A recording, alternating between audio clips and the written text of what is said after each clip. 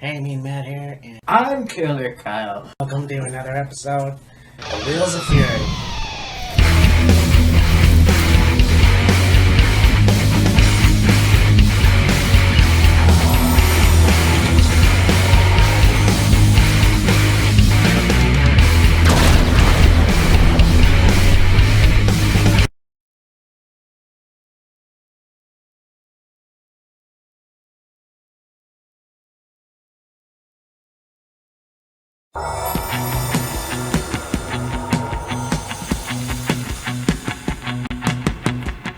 Hello, once again, it's your two favorite dudes with attitudes, me and Matt, Killer Kyle, and we just came off of doing a look back at Summerslam 99. Now we're going to advance a couple years to SummerSlam 02. And oh boy, do we have a lot to talk about. First thing, when I thought about doing a video, because look back, it's gotta be obvious before the present day event. Yes. And we didn't talk about SummerSlam 2002. Surprisingly. And I'm sure we talked about matches, but I think we have talked about matches, maybe individually. yeah. But not the whole card, which is honestly surprising. Yeah. But And yeah, there's a lot to talk about here, man. Like, this was one of the best pay-per-views that year. yeah, for sure. If you consider what happened and the lead up to this pay-per-view as well. True, yeah. But yeah, there it is.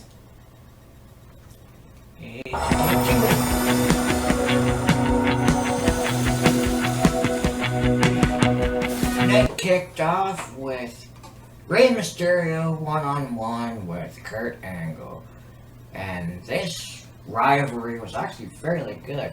Mm-hmm. And, you know, you want to talk about setting the tone for your pay-per-view? This match was freaking amazing. Oh god. And you know, a little backstory. Because, you know, back then, now I'm gonna sound like an old fuck. You had to order your pay-per-views. Yep. And you go on the channel. It was like a countdown. Yeah. So you can see like 5 seconds before it like completely blacked out, otherwise you can order it. Yeah. So I saw a little bit of this match in the beginning. So this was actually really cool. And I mean, these two guys, their chemistry was just, Oh, on point. yeah. I believe that Kurt Angle went over in this match. Yes. So, yeah, I mean, you look at Rey Mysterio now, it's like, time hasn't really changed him. No, I mean, he did get fairly ripped and get in really, really good shape. Other than that, though, yeah, he's aged well, you could say. Oh, yeah. Aged gracefully, if you will. Yeah. I know. Kurt Angle finally deciding to call it a career is like, okay, that, you know, it was what it was. And Yeah. I feel it was fitting for him to essentially conclude his career where he started his career. So, that was Yeah. very cool. Yeah, and it's just one of those things where, yeah, the way he left in WWE was not well received. No. So the fact that he can come back and make amends with Vince and everybody else is great. Yeah. But yeah, this was a really good match. And I believe they had more matches after this. I think so, yeah.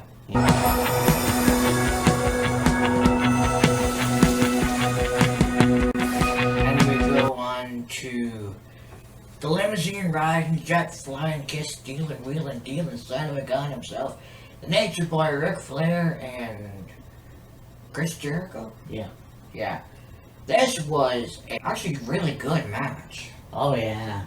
I mean, these two, again, really beat the shit out of each other, and Rick being the dirtiest player in the game. But you look at Chris Jericho at the time, just the fact that he tried to put on a figure for himself, adding insult to injury. But yeah, he ended up going over, and just the feud that these people had, and I think that Chris Jericho around this time, and we'll get to that in a minute, but yeah, always a very good heel. Yeah, yeah. Jericho could do anything as a heel, and it would just be absolutely outstanding. Now, in your opinion, do you think Ric Flair would make a good babyface or a heel? I think he could make a really good face, but he'd be a much better heel. Right. Yeah. No, I agree with that. Like, Jericho, I think, tried to do the face thing, it just didn't work. So he was a heel. In AEW right now, you could kind of say he's a face, but I mean, it's working. Oh, yeah. I mean, I'm not sure how long he had left, but the fact of the matter is, and I know that we talked about it 2 years ago, we actually shit on him.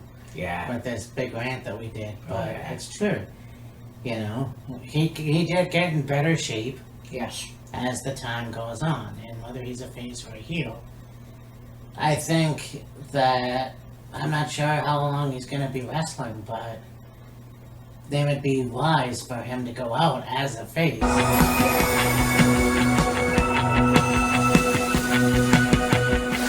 Then we go on to Edge versus Latino Heat Eddie Guerrero.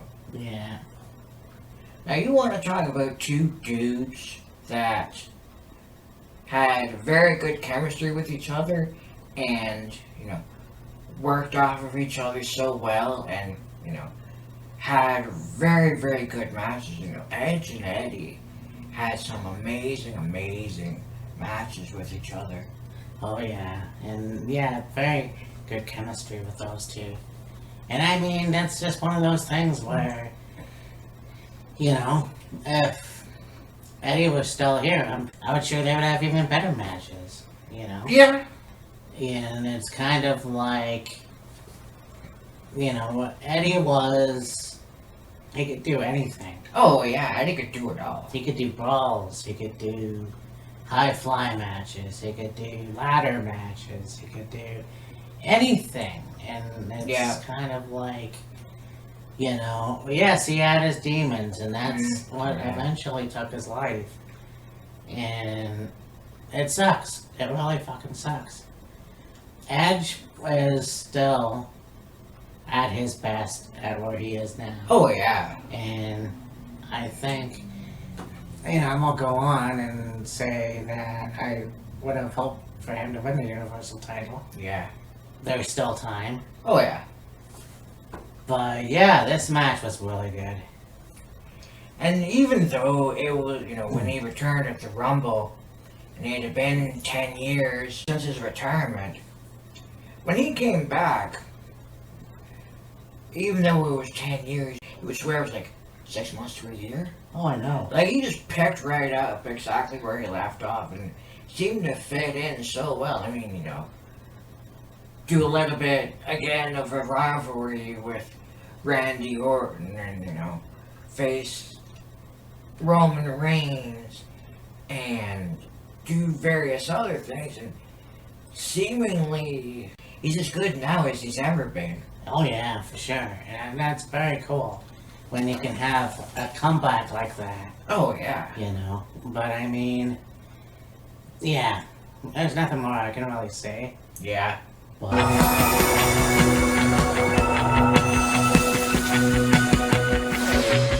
so now we go on to a tag team match. We've got the Un-Americans, Christian and Lance Storm versus Booker T and Goldust. Booker T and Goldust. And yeah, this was cool. This was at a time where, unfortunately, the world was kind of shit. Yeah. And you had the whole World Trade Center bullshit thing. Yeah. And I know it was just a terrible incident that really shouldn't have been messed with in WWE. Nonetheless, this was a good match too. It was Booker T and Goldust that went over. Right, yes. Became the new tag team champions, which was actually pretty cool. Because Booker was getting into his face role. Yeah. So, I mean, this was an odd pairing, but very cool as well.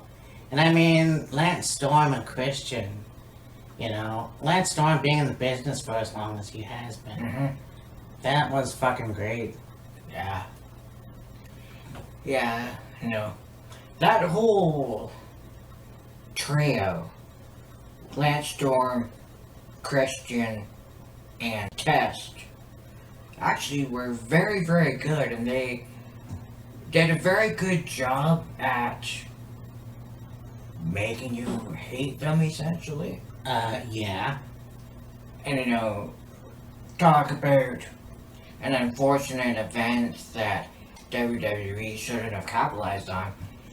One thing I've noticed over the years, and I know for fucking sure you would have too, WWE seems to find a way to take any negative going ons in the world and capitalizing on it. Now, yes, there was the show, the first episode of SmackDown they had after the attack on the World Trade Centers. Yeah. Or you even could go the Sergeant Slaughter thing when they turned him heel, but it got to a point where death threats were being put out on him and his family. I think it's like, all right, we need to nip this thing in the butt now before have friggin' police surrounding his house and looking after his wife and family while he's on the road. And then it's like, okay, my life is being threatened here. Let's cut it out. Yeah.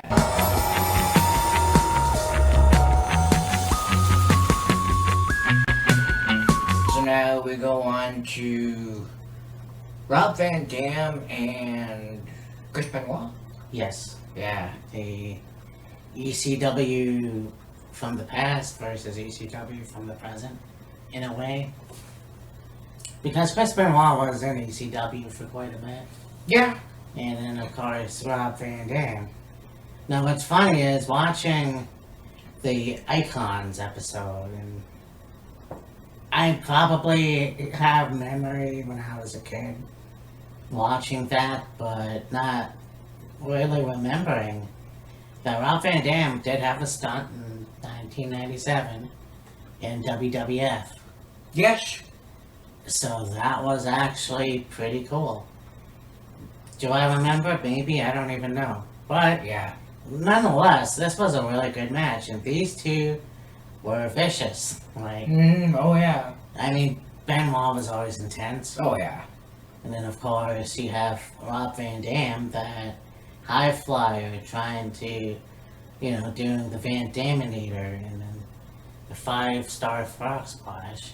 Hey, you nailed it. Yeah. Rob Van Dam. Yeah, Rob Van Dam got the win on this one. Yeah.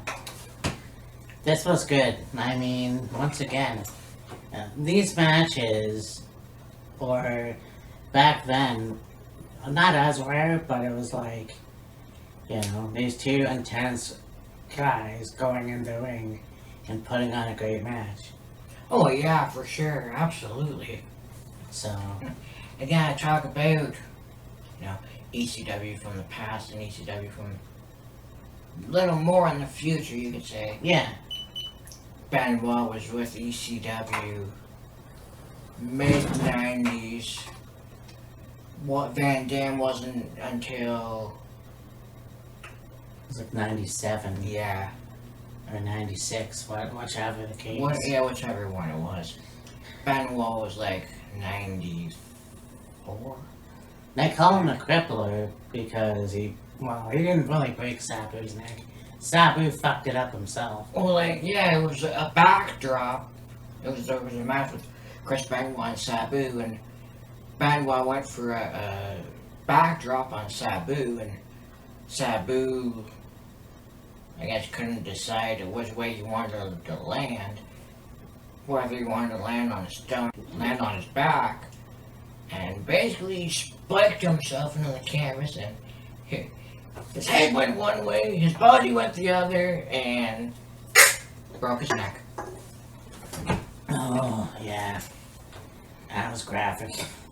And I can remember, I think it was Chris Benoit doing an interview, or no, it was Chris Benoit doing an interview, and he was talking about, he was having a conversation with Paul, and he was just wanting to know how Sabu was. Yeah. And all Paul wanted to talk about was giving Benoit this nickname, the Crippler. Yeah. And it's like, okay, we can talk about that at a later date. How the fuck is Sabu? Is he okay? You know, what's the status on him? And Paul's just rambling on and on about, you know, Benoit being the Crippler and locking his hands and it's all over and da-da-da. It's like, well, you know, Paul, without question, is one of the greatest minds in the business. Oh yeah, like I say, he shit's gold.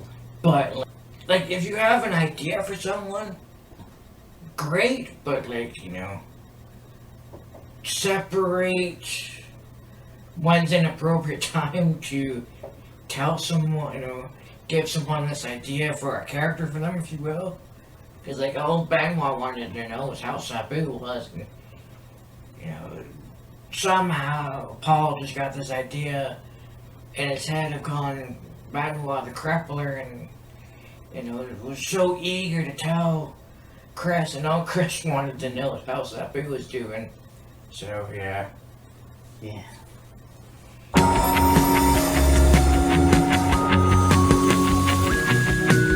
So now we go on to this match. Got the American Badass, The Undertaker, versus Test. Yeah. You know, here's the thing. And we talked about this a little earlier. You know, you have this terrorist attacks, which were devastating. Mm-hmm. But whoever the fuck's idea, and that was probably Bischoff, because he came back around this time. Let's take 3 Canadian guys and William Regal, and let's call them the Un-Americans. Not only that, let's have Test walk around with an upside down Old Glory. Mm-hmm. And that was the most stupidest idea that I ever fucking heard. Why? Because that didn't need to happen. There's pushing the edge, and then there's adding insult to injury. Rubbing the salt on the wounds, if you will. Because this stable did not need to happen. And, you know, I get it. You wanted Undertaker to stand up for the USA, and that's fantastic. But really, you didn't need to have this. Fuck, you could have had more from other countries involved, but no, you couldn't even do that. And you know, I look at bad taste, and not just the later part of 2002, or that in general, but fucking 2003. Bischoff really fucked the dog, and every angle that he had, except for Elimination Chamber. Just really pathetic, because it didn't need to go that far. There was a segment where you were going to have Test light the upside down flag. Well, that obviously never happened. No. Just utter stupidity. Utter stupidity. And there was this, what is going on in your brain that you have to push that envelope. You know, Sergeant Slaughter was one thing, but this just took it to a whole different level. Aside from that, though, this was a good match. Oh yeah, and I mean, The Undertaker, and I know a lot of people don't like American Badass, but, I mean, he was still very damn good. You know, and, yeah, he won, obviously. But you, again, talk about Test like we did in the last review, and somebody that could have had a lot more to offer if he hadn't died. So, I mean, this was a good match for what it was. Did they have any other matches after this? I'm not quite sure. I can't remember. Yeah, But, I don't think they did. yeah.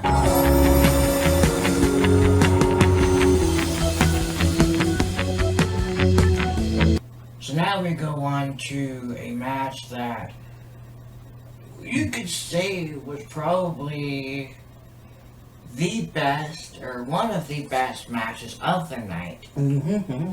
And his return to WWE wrestling, return to the ring after 4 years away with a broken back.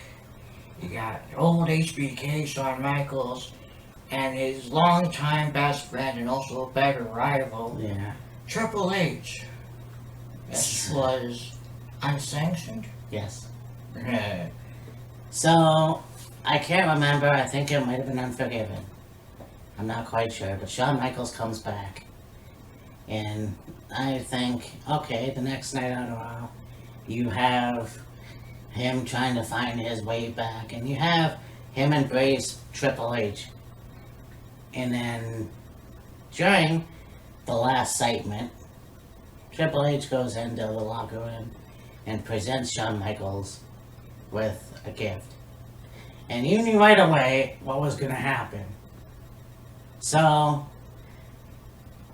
you know, they come back from break, and you have the crowd, and then you hear the DX music. And out comes Triple H and Shawn Michaels. And I was creaming myself, thinking, oh my god, they're back. This is going to be cool. Because, not that it matters, but Triple H is still fairly young. And and so was Shawn, actually. So it would have worked. They would have still had a youthful whatever. I don't know. But they get into the ring. You know, Shawn Michaels says whatever he says. Then Triple H goes in with the "Are you ready?" speech. And just before he says, "Let's get ready to suck it," or when he says that, he goes in for a pedigree. Rips off the shirt and leaves the ring. And there was some other shit that happened, you know, the whole thing in the parking lot.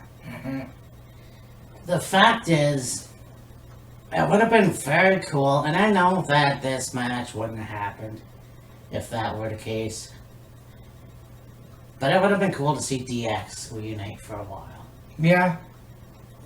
That being said, no telling when this match would have taken place, because since then they've had pretty good, well, I mean, there was a 3 Stages of Hell match they had. Yeah. The one at the Royal Rumble 2004 was the shit. Yeah. This match was, very good. Oh, yeah. And you know, Shawn Michaels coming back and just didn't miss a beat. Oh, yeah. You know, and they took each other to hell. Oh, they beat the hell out of each other. And, you know, there was some dickhead a while ago that posted a collection of videos where wrestlers bladed, and obviously they bladed in this match. Right. Whatever. But, yeah, you know, these two guys went to war, and you have Shawn Michaels winning with, I don't even know what you call that pin. Jackknife cover, essentially. Yeah. And, you know, I still remember Shawn Michaels' entrance. He's wearing jeans and a t-shirt, and on the front of it had a Bible reference. And they've got these it's like confetti cannons going off, and every so often there was like a confetti gun you pick up and shoot, and well, a couple of them didn't work and malfunctioned, but Sean planned it up, and these two, you talk about two guys that had great chemistry with each other, whether they were against each other or partners. Sean and Hunter definitely are those two guys. And the distinct thing that stands out is after Sean wins, he's celebrating and like thank you God and all this other stuff, and then Triple H hits him from behind with a sledgehammer, drops him to his knees, and then hits him again. Sean falls flat on his face in the ring. It's like, okay, that's interesting way to continue on the rivalry. You see Triple H coming up the ramp and he's laughing. Yeah. In the crimson mask. Yeah. And it's like, that's the proverbial last laugh. Essentially, yeah. And it was such an asshole heel move. Oh, yeah. Paul Levesque can be one of the best heels. He wanted to be in it. I wasn't really a fan at that time. Bringing the world title into the picture for some reason. Mm-hmm. That's another thing that Bischoff did, but whatever, This whole thing where he, even Evolution, bringing that into the picture a year later.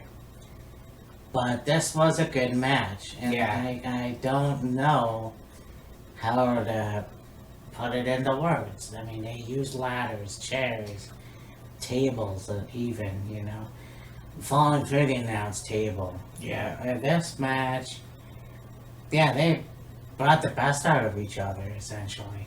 Oh, yeah, absolutely.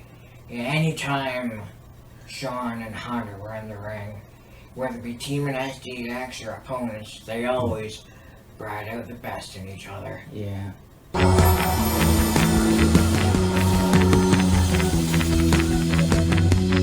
So now we got the main event. We have the Undisputed Championship. The Undisputed WWE Championship, if you will. Mm-hmm. We have The Rock versus Brock Lesnar. Now, before Matt and I had the discussion during our Facebook Live, and it was initially planned that we were going to do this video next week. I initially thought, okay, when we're going to do this video next week, I was planning on wearing my Rock t-shirt. Oh. But, it's okay. Yeah. Brock at this point was in WWE since after WrestleMania.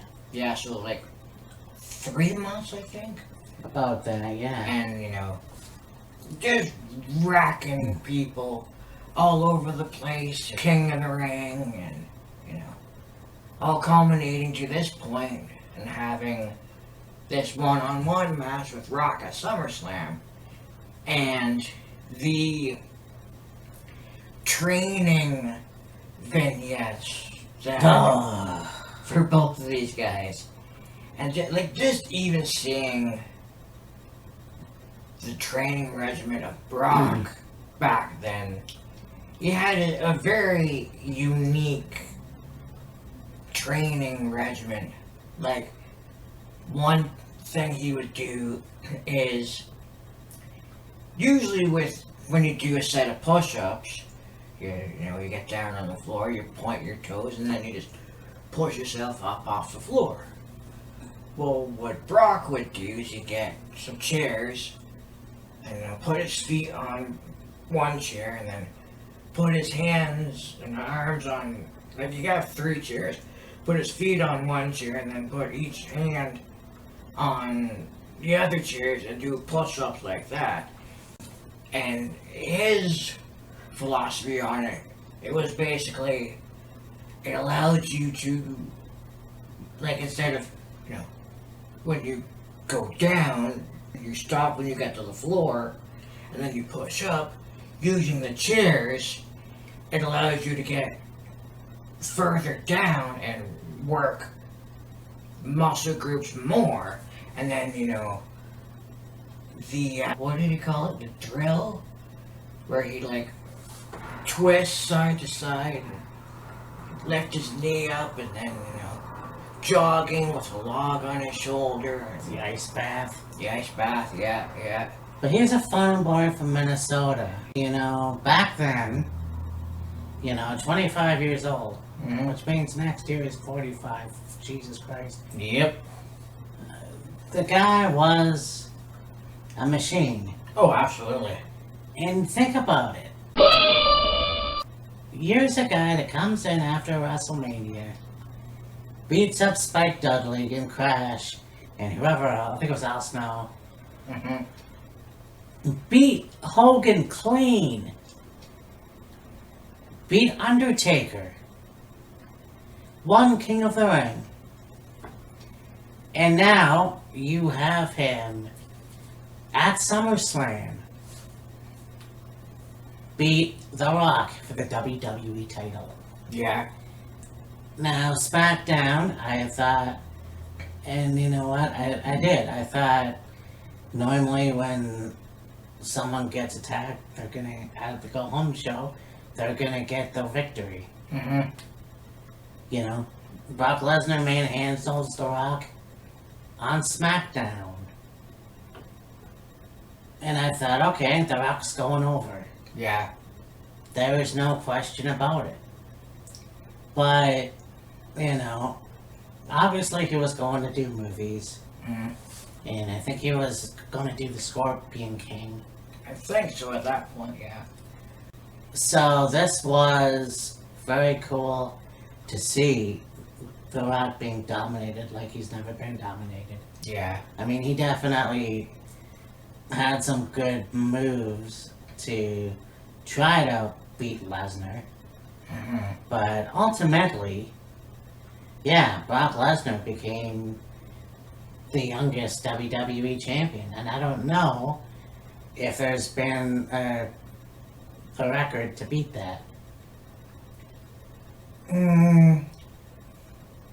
Orton? Yeah, I was just gonna say. Like when Brock won the Undisputed Championship, he was 25. Yeah. And then when Randy won the World Heavyweight title, he was 24, so there was a year. Well, that's true, yeah. There's a year, a year and so, or a year or so difference, but yeah. And remember from this match, like, these two guys just absolutely beat the hell out of each other, and you got Brock coming out first with Paul, and does the whole leap up on the apron, and then he kind of went over the top rope into the ring, and here's a 6'4", 6'5", 295-pound brick shithouse doing athletic stuff. And then you have Rock's music play, and he comes out with the title and is kind of pacing back and forth, and he takes the title off his shoulder, sets it on the top of the entranceway in front of him, and he's like, "You want this? You're gonna have to kick my ass," and then just sprints to the ring. Yeah, that was definitely interesting. Like, you want to talk about being motivated to beat somebody to keep your championship. Rock was, definitely motivated for that match. Usually when people come in and debut, they either go for a mid-card title first. Yeah. And then, eventually, they would get the WWE title. Yeah. I don't know the last time somebody debuted in WWE and got the title right away. There's been very few instances where somebody has made their debut and automatically won the big title, if you will. You know, Brock in 2002, Paige when she defeated AJ Lee Yeah. a few years ago. You could even go as recent as Rhea Ripley Yeah. beating Asuka for the women's championship. Yeah. Outside of those three, there has been a few debuts that somebody has, won a championship right away, but like it very seldom happens. Yeah. And I mean, unfortunately, they never really had a rematch. No. And that sucks. But I Yeah. mean, again, Dwayne Johnson went to do movies. And yeah, Brock Lesnar was the champion off and on. Most of 2003, anyways. Yeah. And then, yeah, just kind of funny how, you take somebody that relatively young and you just give him that platform, Oh yeah. And again, nobody, well, there was limited people that had beaten Hulk Hogan clean, Oh yeah. But, yeah, the fact of the matter is that, yeah, unfortunately, The Rock and Brock never got another rematch. Yeah. And that sucks. But, I think that Brock and Kurt Angle, was a very good feud. Oh yeah. Like here's two dudes that came off of amateur wrestling, Kurt, of course, previously in the Olympics, and Brock competing for the University of Minnesota, Yes. and just being thrust into a big name company like WWE, and just picking it up so quickly and just excelling. And it kind of makes you think when Vince McMahon at first saw Brock Lesnar. I'm sure he had dollar signs rolling in his eyes. Like, here's this big, strong, ass-kicking machine that's a heel, and, make him, your top champion. Oh. But what's interesting is he comes from OVW. Oh, yeah. And he did some dark matches with Shelton Benjamin as a tag team partner. Now, Yeah. I don't remember anything with him and Shelton, and way back when, before his debut, his official debut. Yeah. But that being said, it's like, yeah, Brock Lesnar, no matter what we've said about him or what I've said about him during the Wheels of Fury broadcast, Mhm. it will go down as one of the most dominant motherfuckers in the wrestling business. Yeah. For sure. Former IWGP champion, former WWE champion, former NCAA champion, Hell, going over to MMA, UFC champion. Like, think about, just listen to this for a moment. NCAA champion, UFC heavyweight champion, WWE champion, IWGP heavyweight champion, Universal champion. I forgot about that. The man just, he's a beast for a reason. Oh, yeah. And I mean, you go, and it's one of those things where it's like, shit. If Braun Strowman would have stayed in WWE, Yeah. I mean, yes, they've obviously had matches where they were in the same ring as other wrestlers. But having that one-on-one competition, a farm boy versus another farm boy, Yeah. who can outlast who? Yeah. These two guys would have put on one hell of a match. Oh, absolutely. Yeah, for sure. And at this point in time, they were calling Brock, the next big thing, and that's exactly what he became. He was the next big thing, the next big star. And nobody could have predicted that would happen, though. And like I said, Oh, yeah. it's very, very rare to have somebody debut and have not even a winning streak, but a good streak to the point where they don't even have to wait to become champion. Oh, I know. And, if things hadn't have went the way they did in 2004 and, Brock ended up leaving WWE for a while, Yeah. and he, things had been better and he had have, stayed longer, who the fuck knows the potential and what else could have happened from, he could have easily been, a multi-time WWE champion and anything else. Yeah, well, I was definitely disappointed with Goldberg and Brock Lesnar. That was 20. WrestleMania 20. Yeah. So, Although at least Brock and Goldberg had a chance to redeem themselves. oh god. WrestleMania 30. Yeah, no. Yeah, WrestleMania 33. 33. But before that, Survivor Series in Yeah. Toronto. Oh, yeah. Well, that was some episode. Oh, yeah. That was some double episode, actually. Yeah. When, like Kyle said, yeah, we originally were gonna do 1999 this week and 2002 next week. Yep. But next week, I thought we could do another double episode. One of the best and one of the worst, in my opinion.